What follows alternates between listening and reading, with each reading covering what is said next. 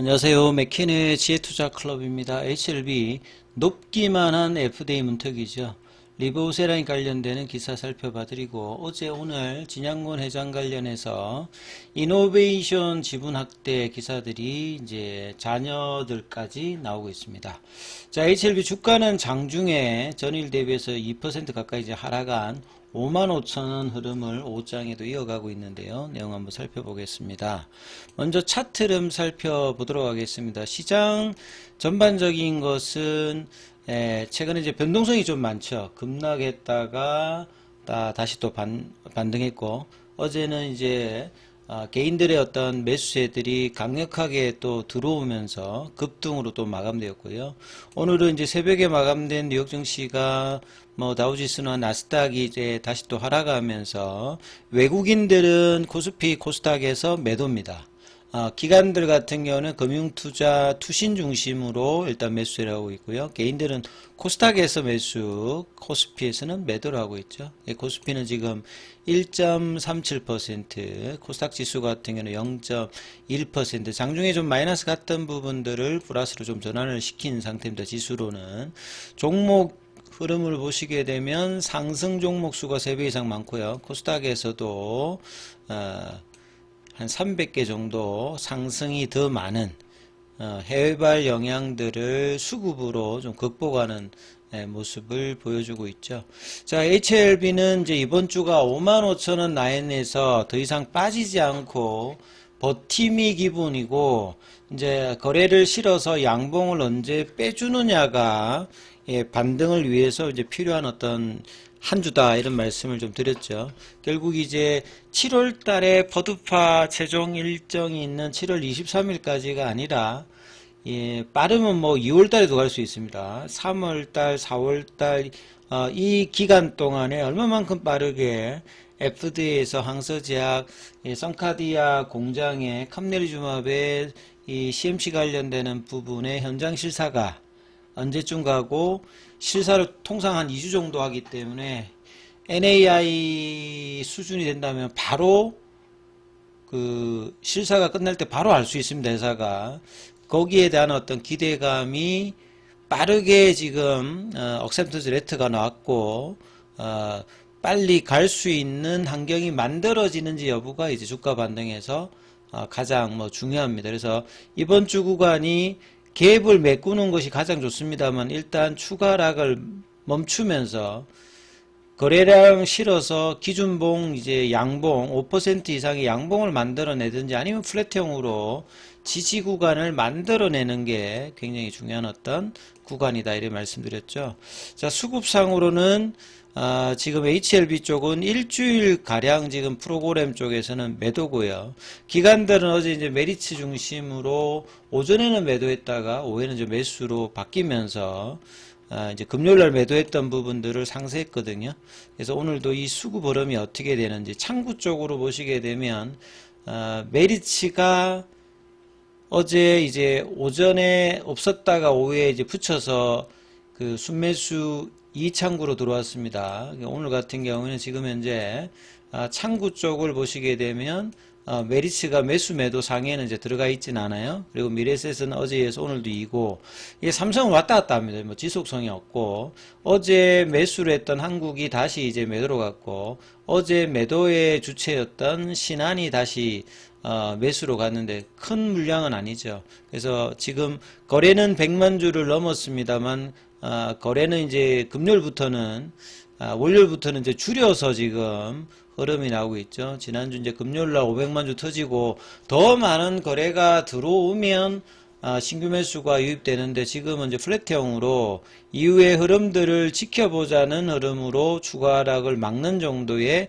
일단 흐름으로 진행을 하고 있고, 그나마 어제 이노베이션이 10% 넘게 올라갔고요. 오늘도 장중에 10% 가까이 올라가면서 이제 이노베이션이 단기간 급락했던 부분들을 어느 정도 반등을 3,000원 위로 만들어주면서 순환매를 좀 이끌어야 되는데, 순환매까지는 아직 이끌어주고 있지 못하고 있습니다. 그래서 거래는 이제 지난주 이제 금요일날 정도 수준으로 육박하면서 양봉으로 몸통 중심으로 만들고 있는데, 이게 확산이 되는지 여부가 일단 중요하겠죠. 자, 기사 관련되는 부분은 계속 이제 FDA 관련되는 심사 타임라인 관련되는 기사가 오늘도 계속 나오고 있습니다. 2024년도, 23년도 이제 올 달에 이제 NDA 신청을 했죠. 그리고 리보세라닉 같은 경우에는 이제 그해 7월 달, 8월 달에 이제 CMC 관련되는 부분 파일링 통과 위에 이제 NAI는 아니고 이제 VAI로 뭐 통과를 했다라고 이제 진행호 회장이 이전에 한 바가 있고요. 그래서 24년도에 항서제약의 캄넬리주맙 때문에 그 올달에 첫 번째 CRL을 수령했습니다. 그 이때는 CRL 레터에서 CMC와 비모 인스펙션 관련되는 부분의 내용까지 이제 같이 포함되었고, 그래서 이제 9월 달에 리서브션 해서 이제 10월 11일에 그해 이제 그 억센트 레스가 나오면서 클래스 2로 지정을 받았죠. 그래서 작년도에 3월 달 이제 포드파 일정을 받았는데 두 번째도 CRL을 마지막 날에 일단 수령하게 되고, 이때는 이제 폼 483으로 옵저베이션 10개가 나왔다라고 하면 이때는 이제 3가지 정도가 지적받았고, 비모 인스펙션 관련되는 부분은 NAI 형태로 문제가 없음을 되었고요. 결국 이제 항서제약의 CMC 관련되는 부분, 이게 이제 중요하고, 작년 7월 달에 또 한 번의 타이베이 미팅을 통해서 데이터 일관성 관련되는 부분을 확보를 요구했다 하면서 그 기간까지 있으면서 이제 지금 이제 되었죠. 그래서 올해 1월 달까지 넣겠다 했는데 1월 23일 현지 시간입니다. 현지 시간으로 세 번째 이제 허가 신청 리서브미션을 넣었고, 이틀 만에 바로 이제 클래스 2 지정을 받게 되었죠. 그래서 새로운 포드파 일정은 7월 23일이다.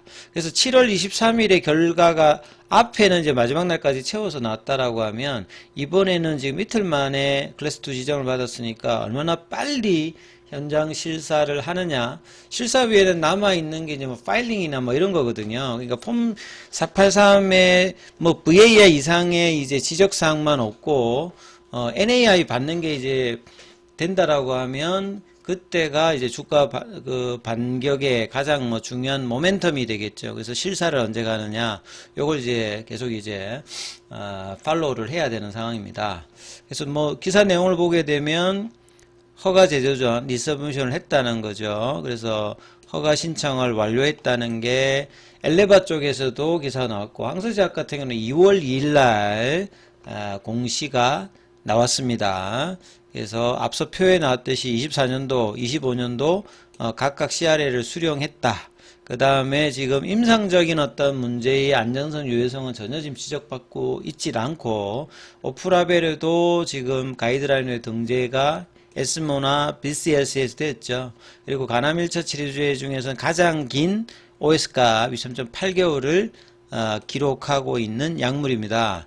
그 다음에 뭐 뒤에 기사를 보시게 되면 FDA 허가를 받은 항암제는 그 유한양행의 레락자인데, 이거는 이제 뭐 라이센스 아웃을 해서 존슨앤존슨이 하는 거니까 직접적으로 이제 허가를 내어서 하는 거는 만약에 하면 이제 HLB가 처음이 되는 거겠죠. 예. 그 다음에 이제 실제로 이제 FDA 허가를 받는 것은 단순히 허가 받는 거 이상의 의미죠. 전 세계에서 가장 큰 항암제 시장이고요. 미국이 이제 전 세계 의약품 시장의 한 40% 이상을 차지하고요. 약가가 일단 비싸죠. 약가가. 예. 유럽보다도 2배 이상 비싸고요. 일본도 이제 국내보다 약가가 대부분 좀 몇 배씩 비싼데, 한국 대비해서는 한 5배 정도 일단 약가가 비쌉니다. 그렇기 때문에 동일한 약을 개발해도 미국에서 팔게 되면 뭐 상징적인 의미뿐만 아니라 굉장히 큰 어떤 실질적인 실적에도 도움이 될 수 있는 거죠. 그리고 항암제 매출은 과거에 뭐 100조에서 지금 무럭무럭해서 지금 뭐 300조, 향후에도 이 시장은 계속 커진다라고 봐야 되겠죠. 그래서 23년도 기준으로 미국 시장이 45%, 그만큼 약가가 세서 그런 겁니다. 미국에 그 항암 환자가 많아서 뭐 그렇다기보다는 약가 영향이 절대적으로 영향을 많이 준다. 유럽 대비해서, 그 다음에 국내 대비해서도 몇 배 이상의 약값을 받을 수 있기 때문에 그렇다고 봐야 되겠죠. 자, FDA가 가진 참조국 지위도 미국 준치료의 중요성을 가진다. 보통 이제 FDA에서 허가를 받으면 뭐 EMA 같은 경우는 별도 또 승인을 받아야 됩니다만, 이런 어떤 규제의 어떤 기관이 없는 국가들 같은 경우는 FDA 허가했다면 이걸 이제 해서 그냥 허가를 획득한 의약품은 다른 국가나 국제기구의 인허가 및 각종 입찰에서 효과와 품질이 높은 제품으로 인정을 받습니다. 그러니까 FDA 허가를 받다 해서 국내에서 막 바로 오고 해주는 거, 우리도 또 식약처 허가를 받아야 되는 상황이죠. 근데 일부 이제 뭐 아시아권이라든지 좀 개발도상국 이런 데는 FDA 약물을 이렇게 인정하는 어떤 이런 어떤 이제 참조국 지위가 있다는 것들도 알아야 될 거고요. 클래스 2로 이제 분류되면서 포드파 일정은 7월 23일이다. 이렇게 봐야 될 거고요. 그 다음에 이제 어제도 기사가 나왔습니다만, 진양곤 HLB 그룹, 지금은 이제 이사회 의장이죠. 이사회 의장이 이노베이션의 주식을 또 이제 올해 들어서 처음으로 장내 매수를 했습니다. 16만 주를. 작년에도 이제 진양곤 의장이 이노베이션 주식은 계속 이제 늘리면서 과거 이제 2010년도 초반에 HLB와 같이 이노베이션도 장기적으로는 제2의 뭐 HLB 같이 이 베리스모의 어떤 가치가 카티의 어떤 가치 기대감을 보인다는 일종의 이제 뭐 이런 경영진에서 이제 매수를 한다는 말은 그 이노베이션의 중장기 가능성이라든지 기업 가치, 뭐 책임 경영 이렇게 봐야 되겠죠.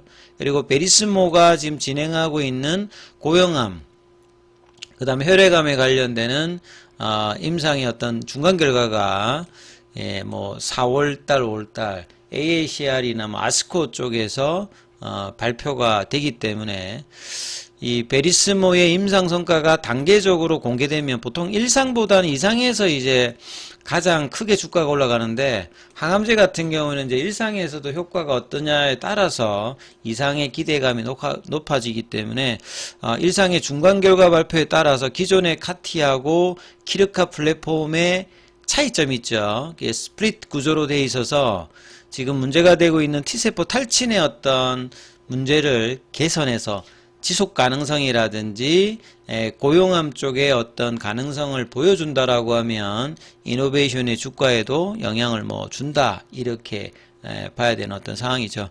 자, 장중에는 무료 텔레그램 방이 운영되고 있습니다. 링크되어 있는 부분 확인해 주시면 되겠고요. 입장 문의는 문자 남겨주시면 안내해 드리고 있습니다.